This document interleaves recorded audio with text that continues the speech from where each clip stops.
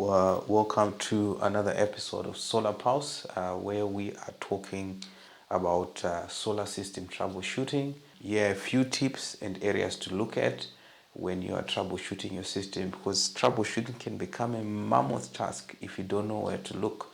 So these are a couple of areas which we have also experienced when setting up solar systems and most probably doing our maintenance and after sales of the solar equipment that would have installed. This could happen after years of operations.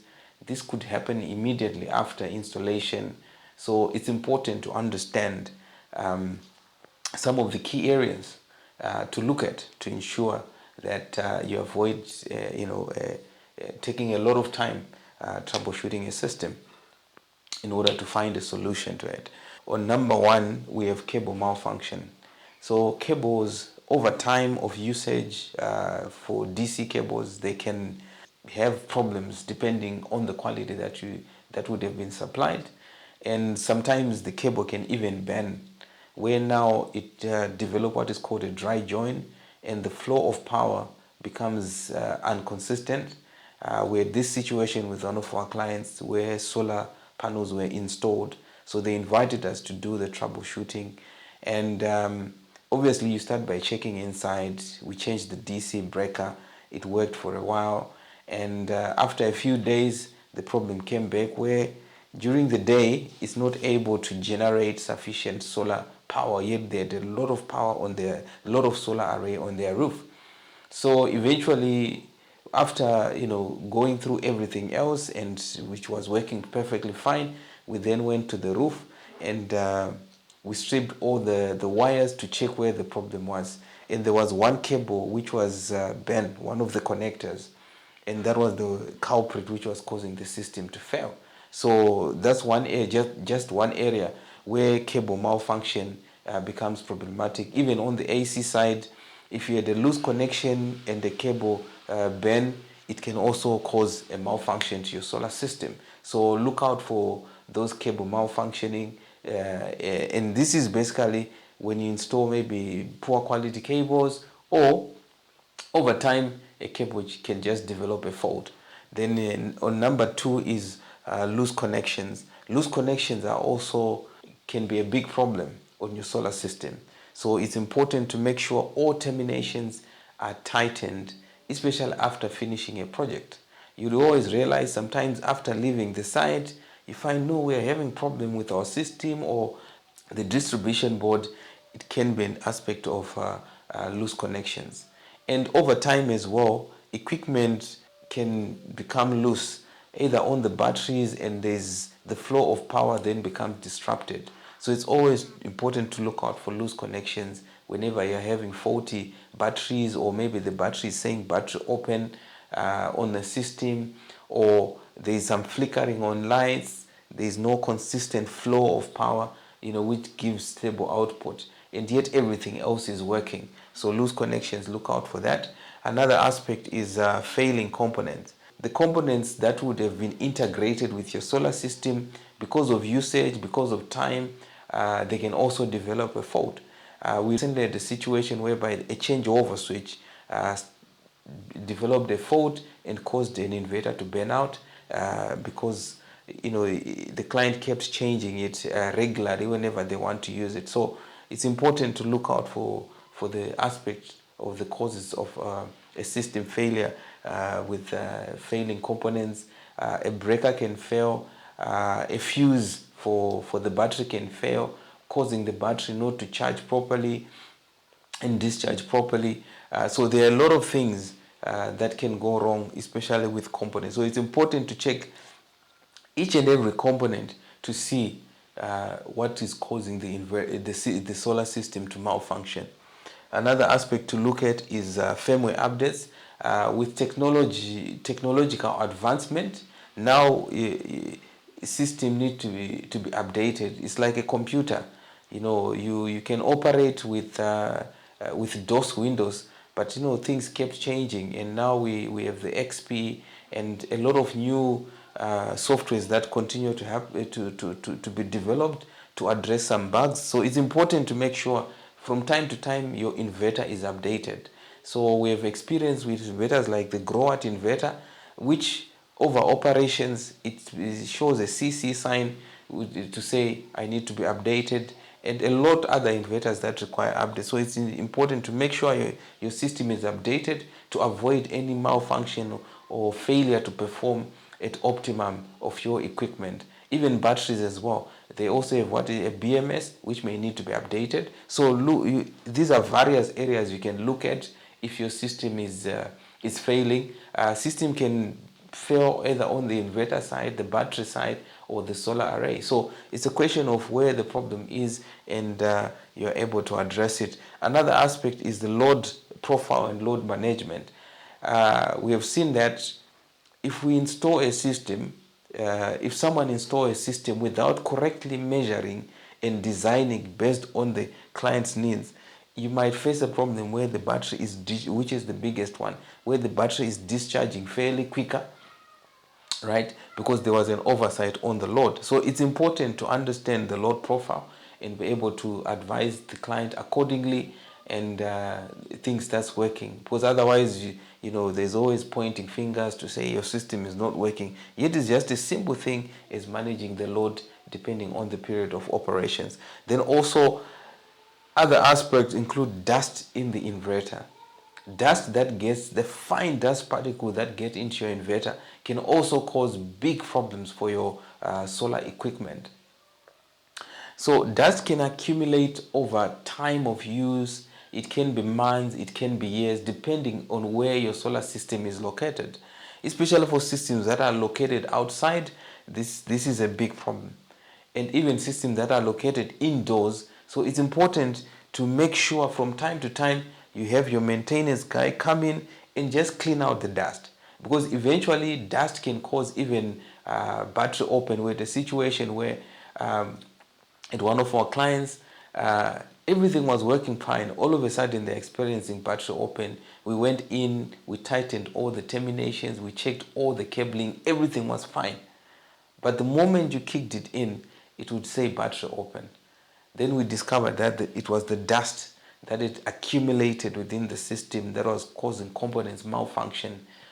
So we had to deal with that. And once we cleaned out the dust inside, opened it out, blow it out with a blower, and there was no dust particles sitting on the components, everything started working perfectly fine. Then we also have wrong configurations. This is also a big one, and wrong configuration can actually affect battery lifespan. The entire system lifespan can be compromised because of wrong configuration. So it's important to make sure when the system is being set up, we look at all parameters that needs to be programmed on your inverters. Key parameters to look at is the battery programmed correctly, because the battery has the float voltage and also has the bulk charge. And there are recommended parameters for the battery. There are recommended parameters for the solar array. So it's important to make sure all the configurations are done properly. So imagine a situation whereby you have a 200 Ah battery which requires 57 volts on the float and bulk, and you set it up at 54 volts. What it basically means is that battery, you are not optimizing the output from your battery. The battery is not getting fully charged, right? And is discharging very quicker because you have understood the parameters of your system. And vice versa, you have a 100 Ah battery which is supposed to be set at maybe 53, 54 volts, and you give it over voltage to 57. You're also destroying the battery. The lifespan of the battery is compromised, and in some cases it may even cause a fire because it becomes forced charging coming from the inverter, yet the battery is saying through the BMS, I'm fully charged. So looking at these areas which can cause problems for your system. Then another aspect is cable lags. Yes, cable lags can be very problematic if they are not done correctly. So you need to make sure you have the right tool for cable lagging, and you press it correctly and you insulate it to make sure there is no losses of power. So we then experienced with a client where we installed a 10 kVA system, and this was many years later. So the cable lugs became a dry joint, and we went in again, we were invited, we tightened everything, and the problem persisted. So we had to come to a point where we strip the entire link between the inverter and the battery through the fuses, just to make sure we find where the fault was. And we discovered that some of the lugs had become loose, and you literally pull them apart from the cable, and that was causing that malfunction of battery disconnect. So we had to fix that. So it's important to make sure when lugging is done properly. And these are little things that you may not even think about when you're doing your troubleshooting, yet they are causing your system to malfunction. And we are talking of the battery is not getting fully charged because there are losses that are happening.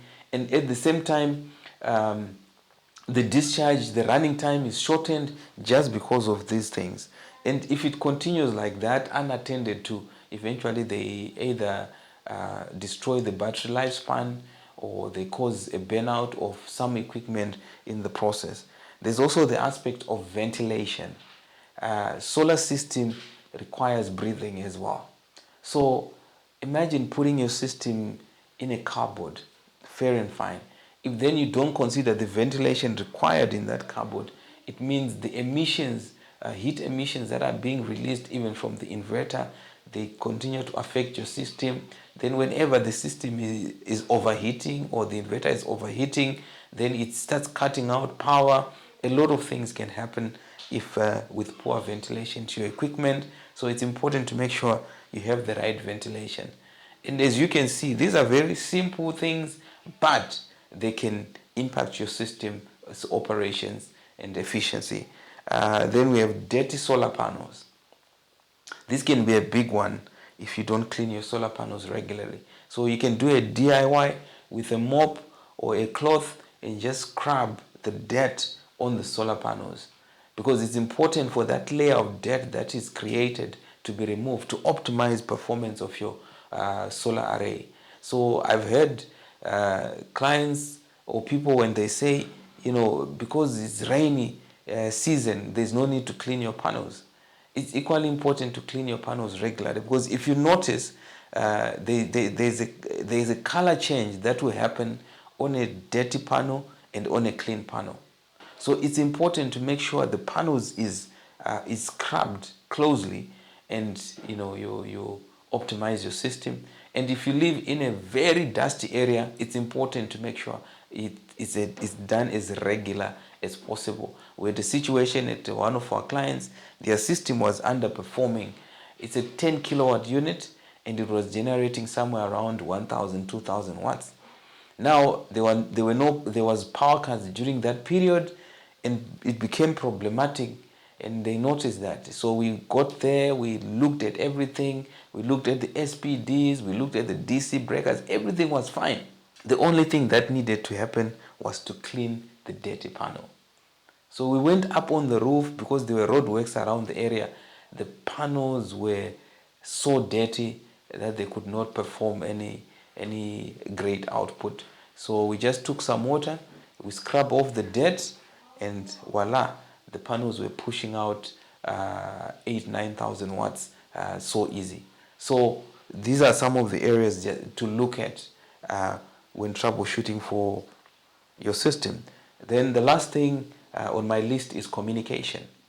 Let's say you have a bigger system and maybe a 10 kVA setup that has been installed. Some of the challenges that we have noticed is that the communication between the inverters, because you have paralleled your inverters, and one cable malfunctions, you notice maybe one inverter end up carrying the load, and the other one is failing to perform correctly. So these are some of the things to look at. Even the battery BMS cable can just give you problems. So it's important to constantly look at these things over time and over years, and to change them and put new ones to ensure that you don't experience some of the issues that we are talking about here.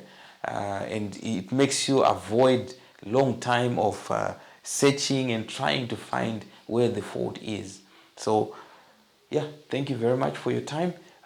So these are the troubleshooting areas that I just wanted to introduce to you, and hopefully this will be of help to you when you face your next problem and trying to address a situation for your client through preventative and corrective maintenance.